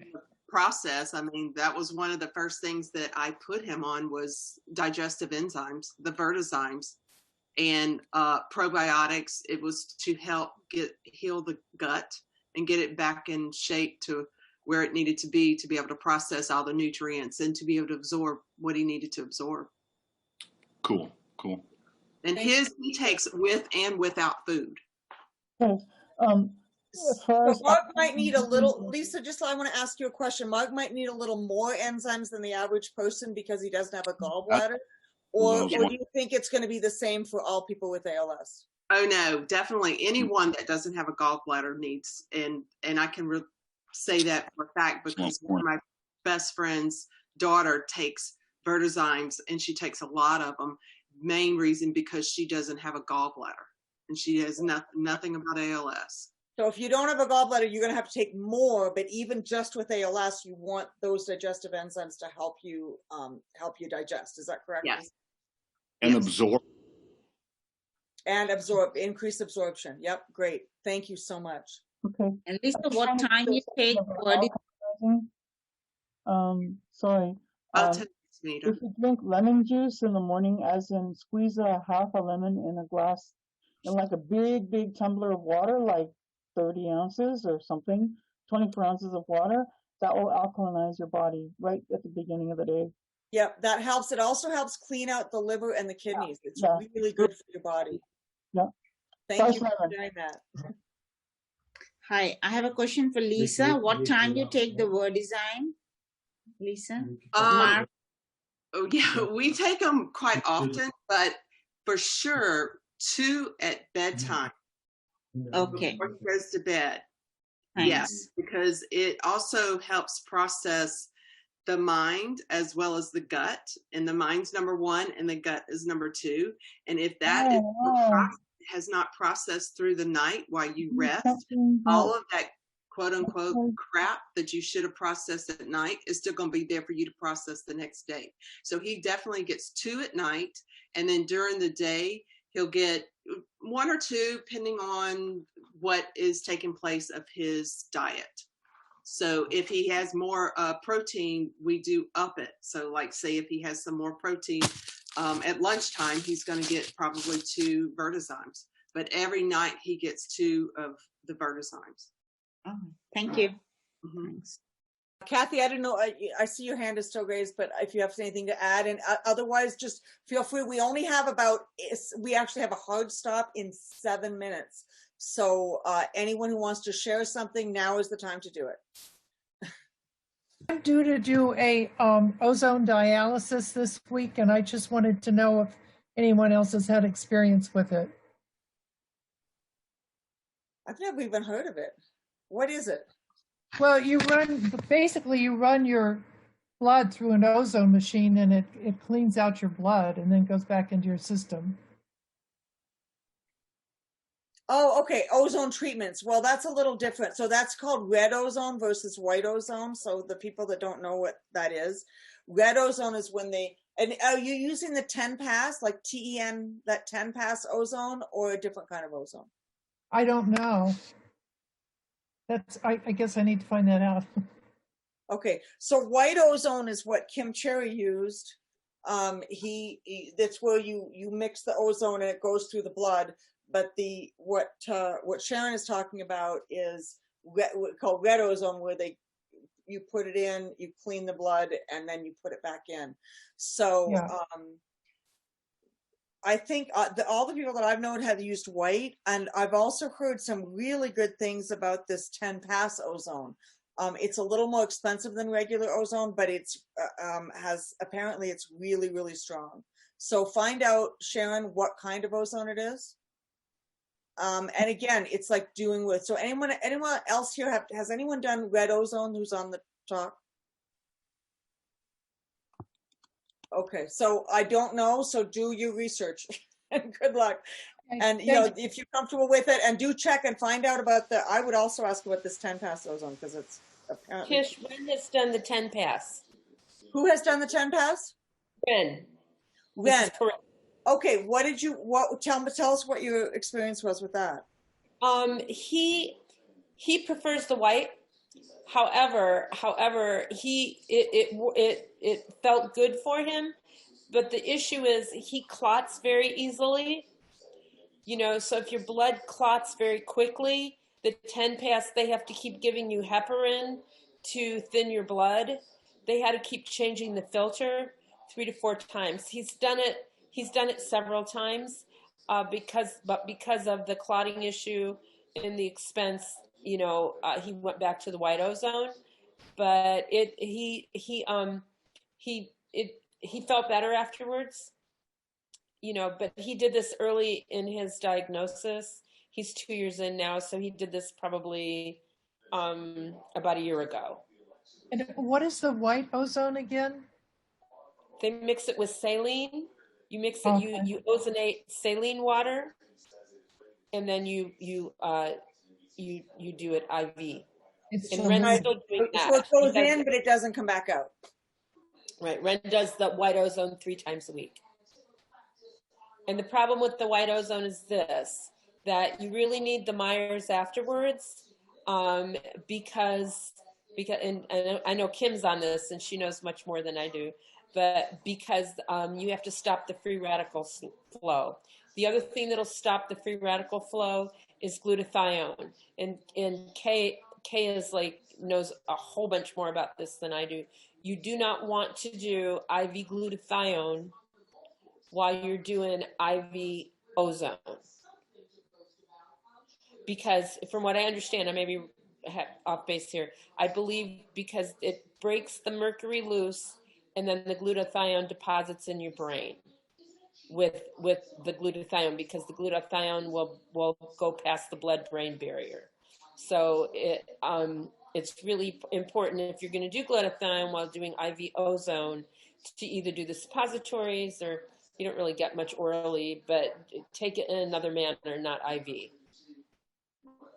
It can end up in your brain. It can end up in your liver, your kidneys, or other critical organs because it's loose.